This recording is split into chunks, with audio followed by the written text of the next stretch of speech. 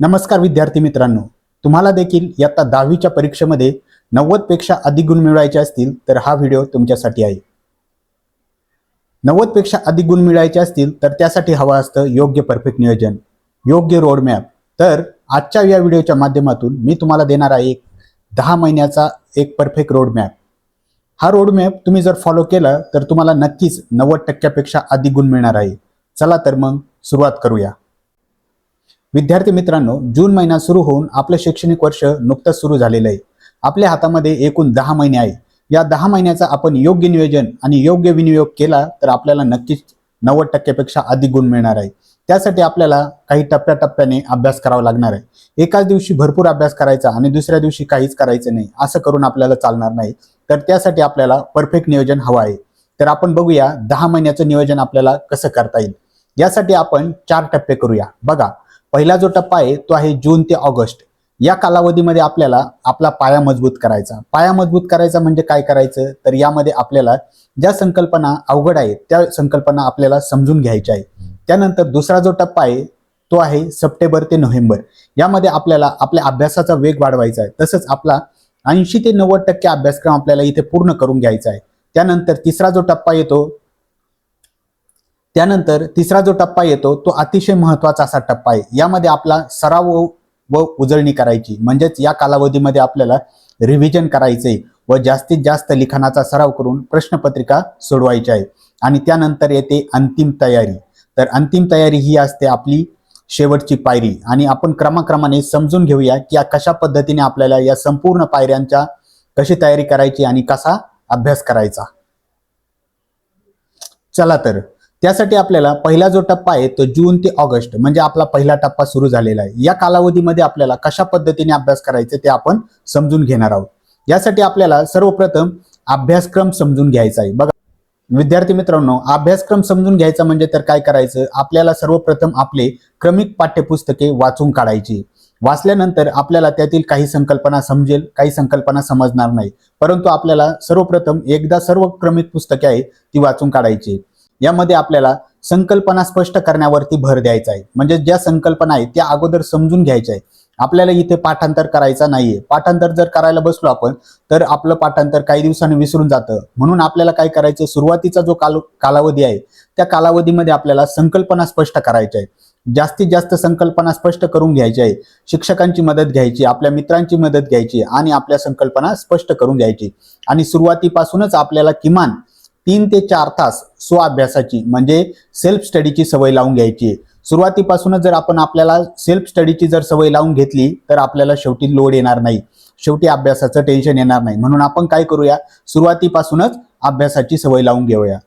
त्यानंतरचा दुसरा टप्पा येतो तो सप्टेंबर ते नोव्हेंबर. हा कालावधी आपल्यासाठी खूप महत्त्वाचा असतो. या कालावधीमध्ये आपल्याला अभ्यासाचा वेग वाढवायचा असतो. वेग वाढवायचा असतो म्हणजे काय, तर आपण ज्या संकल्पना स्पष्ट केलेल्या आहेत त्या संकल्पनांना अधिक गती द्यायची असते.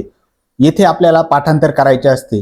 त्याच पद्धतीने आपल्याला शॉर्ट्स नोट देखील आपल्याला काढायचे असतात. आता आपल्या शॉर्ट्स नोट आपल्याला केव्हा उपयोगी पडणार आहे, तर या शॉर्ट्स नोट आपल्याला परीक्षेच्या कालावधीमध्ये खूप उपयोगी पडतात. जो अभ्यास केलाय त्या अभ्यासाच्या आपण शॉर्ट्स नोट काढलेल्या असतील तर त्या एकदा जरी वाचल्या तर आपल्याला अभ्यासाला उजळणी मिळते, रिव्हिजन मिळत असते. म्हणून आपण काय करायचंय, तर जास्तीत जास्त शॉर्ट्स नोट काढण्यावरती भर द्यायचा आहे. आपल्या स्वतःच्या शॉर्ट्स नोट आपल्याला तयार करायचे आहे. त्याच पद्धतीने आपला या कालावधीमध्ये किमान 80 ते 90% अभ्यासक्रम पूर्ण झालेला पाहिजे. म्हणजे प्रत्येक विषयाचा आपल्याला काय करायचं आहे, 80 ते 90% अभ्यासक्रम पूर्ण करून घ्यायचा आहे. त्यानंतर महत्वाचा जो भाग येतो तो बघा आपला असतो यानंतर प्रथम सत्र परीक्षा. तर 6माही परीक्षाचे महत्व आपल्या दृष्टीने खूप महत्वाचं आहे. कारण या कालावधीमध्ये बघा आपल्याला स्वतःचं मूल्यमापन करण्याची संधी असते. स्वतःचं मूल्यमापन आपण या पद्धतीने करू शकतो की आपल्याला कोणत्या गोष्टी चांगल्या जमतात, कोणत्या गोष्टी आपल्याला जमत नाही. आपल्या जमेची बाजू व कमकुवत बाजू आपल्याला या परीक्षेतून समजणार आहे. आणि आपल्याला जसं आपण बोर्ड परीक्षेला पेपर लिहिणार आहोत त्याच पद्धतीने पेपर आपल्याला या 6माही परीक्षेमध्ये लिहायचा आहे. बघा आपल्या मजबूत बाजू आपल्याला इथे समजणार आहे. आपल्याला कोणत्या घटकाचा जास्त अभ्यास करायचा नाही इथे आपल्याला समजणार आहे. म्हणजे कोणता घटक आपण चांगल्या पद्धतीने परीक्षेमध्ये सादर करू शकतो हे आपल्याला समजणार आहे. त्याच पद्धतीने ज्या कमकुवत बाजू आहेत, म्हणजे कमकुवत आपली बाजू आहे ती आपल्याला इथे समजणार आहे. इथे आपल्याला अभ्यासाला वाव आहे, म्हणजे कोणत्या बाजूला आपल्याला सुधारणा करून जास्तीत जास्त गती द्यायची आहे हे आपल्याला या परीक्षेच्या माध्यमातून कळणार आहे. खूप चांगले मार्क मिळाले म्हणून हुरळून पण जायचं नाही. या परीक्षेमध्ये कधी कधी विद्यार्थ्यांना चांगले मार्क मिळाले मग ते काय होतात की अभ्यासाकडे दुर्लक्ष करू लागतात. परंतु आपल्याला तसं पण करायचंय आणि कमी मार्क पडले म्हणून खचून पण जायचं नाही. तर आपल्याला चांगल्या पद्धतीने अभ्यास शेवटपर्यंत टिकवायचा आहे. त्यानंतर येतो तिसरा टप्पा जो की खूप महत्वाचा आहे. बघा, यामध्ये तिसरा टप्पा जो आहे तो डिसेंबर ते जानेवारी 2027 या कालावधीमध्ये संपूर्ण परीक्षा आपल्या शाळेमध्ये पार पडत असतात. सराव परीक्षा असतील, पूर्व परीक्षा असतील, यामध्ये आपल्याला जास्तीत जास्त लिखाणाचा सराव करायचा आहे. यामध्ये आपली पहिली जी परीक्षा असणार आहे ती असणार आहे सराव परीक्षा किंवा पूर्व परीक्षा. तर या परीक्षा आपल्या बोर्ड परीक्षेची पूर्वतयारी असतात. यामध्ये आपला वेळेचं नियोजन झालं पाहिजे. जे आपण पेपर लिहितो त्यात आपलं वेळेचं नियोजन होणं गरजेचं आहे. त्याच पद्धतीने आपल्या लिखाणाचा स्पीड आपल्याला इथे वाढवायचा आहे.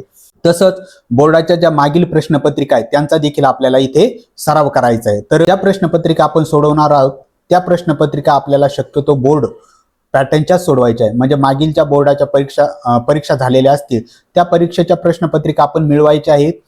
तुम्ही मिळवा किंवा तुमच्या शिक्षकाच्या मदतीने त्या उपलब्ध करून घ्या आणि त्या प्रश्नपत्रिकेचा तुम्ही सोडवण्याचा सराव करा. आपण सुट्टीच्या दिवशी किमान एक प्रश्नपत्रिका सोडवायची आहे. मग या प्रश्नपत्रिकेतून तुम्हाला मागील परीक्षा ज्या झालेल्या आहेत त्यांचं स्वरूप समजणार आहे आणि येणाऱ्या परीक्षामध्ये देखील आपल्याला घाई होणार नाही किंवा धांदल उडणार नाही. येतात बघा विषयनिहाय मंत्र. तर विषयनिहाय आपल्याला वेगवेगळा अभ्यास करावा लागतो. काही विषयांना जास्त महत्त्व द्यावं लागतं, काही विषयांना लिखाण करावं लागतं, काही विषयांना पाठांतर करावं लागतं, तर काही विषयांना आपल्याला जास्तीत जास्त वाचन करावं लागतं. अशा पद्धतीने आपल्याला काय करायचं आहे, विषयनिहाय योग्य नियोजन करायचं आहे. बघा, आता भाषा विषय आहे, मराठी, हिंदी, इंग्रजी या विषयांना आपल्याला वाचन करण्याचा सराव करायचा. म्हणजे वाचन आपल्याला नियमितपणे असलं पाहिजे. तसंच इथे लेखनाचा पण आपल्याला सराव करायचा आहे. इथे जास्तीत जास्त लेखन आपल्याला महत्वाचं आहे. 80 गुणांचा आपला हा लेखी परीक्षेचा पेपर असतो, तर इथं आपण लेखन करायचंय. तर बघा, उपयोजित लेखन असेल म्हणजे रायटिंग स्किल असेल तर येथे आपल्याला निबंध लेखन आहे, पत्र लेखन आहे, स्टोरी रायटिंग आहे. अशा पद्धतीने आपल्याला किमान आठवड्यातून एक निबंध लेखन झालं पाहिजे, एक पत्र लेखन झालं पाहिजे. अशा पद्धतीने आपल्याला लेखनाचा पण सराव करायचा. त्यानंतर आहे गणित. गणिताचा आपल्याला नियमितपणे सराव होणं गरजेचं आहे. दररोज आपल्याला किमान उदाहरणे सोडवणं गरजेचं आहे. जर आपल्याला वर्गामध्ये गणित शिकवले, क्लासेसमध्ये गणित शिकवले, ते आपण त्यावेळेस आपल्याला असं वाटतं की आपल्याला हे गणित समजले, आपल्याला हे गणित जमते, परंतु तेच गणित आपण 8 ते 10 दिवसानंतर ते गणित विसरल्यासारखं वाटतं. म्हणून आपल्याला गणिताचा सराव असणं किंवा वारंवार गणित सोडवणं खूप गरजेचं आहे. त्याच नंतर आहे विज्ञान मधील संकल्पना. बघा, विज्ञान या विषयाच्या संकल्पना आपल्याला समजून घेणं गरजेचं आहे. पाठांतर करण्याबरोबरच संकल्पना जर समजून घेतल्या तर आपल्याला इथं गोंधळ उडणार नाही. त्यानंतरचा विषय आहे इतिहास व भूगोल. तर इतिहास व भूगोल या विषयामध्ये आपल्याला नकाशा, आता भूगोल विषयाचा जर विचार केला आपण तर आपल्याला भूगोल विषयामध्ये नकाशा भरा. ब्राझीलचा नकाशा व भारताचा नकाशा आपल्याला 4 गुणांसाठी भरण्यासाठी येत असतो. तर त्याचा आपल्याला नियमितपणे सराव असणं गरजेचं आहे. आपण आठवड्यातून किमान एक नकाशा भरला पाहिजे. आपण एका आठवड्यामध्ये ब्राझीलचा नकाशा भरूया, दुसऱ्या आठवड्यामध्ये भारताचा नकाशा भरूया. त्याच पद्धतीने महत्वाच्या ज्या तारखा आहेत, महत्वाच्या ज्या घटना आहेत, त्या महत्वाच्या तारखांचा, घटनांचा आपल्याला पाठांतर करायचे, लक्षात ठेवायचे आहेत. या महत्वाच्या तारखा, महत्वाच्या घटना आपल्याला वस्तुनिष्ठ प्रश्नामध्ये येत असतात आणि जास्तीत जास्त आपल्याला भूगोल या विषयामध्ये किमान 26 ते 28 मार्क हे वस्तुनिष्ठ प्रश्नावरती आधारित असतात. त्यामुळे आपल्याला इथे वस्तुनिष्ठ अभ्यास करायचा आहे. ढोबळ मानाने अभ्यास करून चालणार नाहीये. आपल्याला बोर्ड परीक्षेमध्ये जर चांगले गुण मिळवायचे आहे, 90 पेक्षा अधिक गुणांची टक्केवारी जर आपल्याला मिळवायची आहे, तर आपल्याला बघा नियमित व सातत्याने अभ्यास करणं गरजेचं आहे. दररोज अभ्यास करणं गरजेचं आहे. एक दिवस खूप अभ्यास करायचा आणि दुसऱ्या दिवशी काहीच करायचं नाही, असं जर केलं तर आपल्याला गुणांची टक्केवारी मिळणार नाही आणि आपल्याला अभ्यासाचं लोड येईल, टेन्शन येईल. त्यासाठी काय करायचं, आपण नियमितपणे अभ्यास करायचा आहे. त्यानंतर आपण जे वाचलंय, जे शिकलो आहे, जे लिहिलं आहे, त्याची आपल्याला उजळणी होणं, रिव्हिजन होणं खूप महत्वाचं आहे. त्यासाठी आपण एक दिवसाचं एक वेळापत्रक तयार करायचंय आणि ते वेळापत्रक तयार केल्यानंतर योग्य त्याचं काय करायचंय, फॉलो करायचंय आणि त्या वेळापत्रकानुसार आपला एक वाचनाची वेळ, पाठांतराची वेळ, लिखाणाची वेळ व रिव्हिजनची वेळ ठरवून घ्यायची व त्यानुसार आपल्याला अभ्यास करायचा आहे. त्यानंतर येतो आपला बघा सरावाचा भाग. तर जास्तीत जास्त आपल्याला सराव करणं गरजेचं आहे. कधी कधी काय होतंय, आपल्याला अभ्यास पण भरपूर झालाय, आपलं रिव्हिजन पण झालंय, परंतु काय होतंय, वेळेचं योग्य नियोजन नसतं आणि लिखाणाचा सराव नसतो. त्यामुळे आपल्याला परीक्षेमध्ये योग्य सादरीकरण करता येत नाही आणि योग्य सादरीकरण जर झालं नाही तर परीक्षेला आपल्याला अपेक्षित गुण मिळत नाही. म्हणून आपण काय करायचंय, सरावाबरोबर वेळेचं पण नियोजन करायचंय. 3 तासाचा पेपर आहे, आपल्याला 3 तासाचा पेपर 3 तासामध्ये पूर्ण लिहिणं झालं पाहिजे. सगळ्यात महत्वाचा भाग म्हणजे आपल्या आरोग्याची काळजी घ्यायची. जर आपलं आरोग्य चांगलं असेल तरच आपल्याला परीक्षेमध्ये चांगले गुण मिळवता येणार आहे, तरच आपल्याला नियमितपणे चांगला अभ्यास करता येणार आहे. म्हणून आपलं सर्वप्रथम आरोग्याची काळजी घ्यायची. जास्त वेळ जागरण करायचं नाही. आता काही विद्यार्थ्यांना रात्री जास्त वेळ जागरण करण्याची सवय असते, काही विद्यार्थी लवकर पहाटे उठून अभ्यास करतात. तर जसं ज्याच्या प्रकृतीला झेपेल त्या पद्धतीने त्याने अभ्यास करायचे, पण आपल्याला अभ्यासामध्ये सातत्य ठेवायचे. जर तुम्ही अभ्यासामध्ये सातत्य ठेवलं तर नक्कीच तुम्हाला 90 पेक्षा अधिक गुण मिळणार आहे. म्हणून तुम्ही नियमितपणे अभ्यास करा. आणि जर तुम्हाला प्रत्येक महिन्यानिहाय अभ्यासाचं नियोजन हवे असेल तर मला कमेंट बॉक्समध्ये सांगा. आम्ही तुम्हाला प्रत्येक महिन्यानिहाय अभ्यासाचं नियोजन PDF द्वारे पाठवू.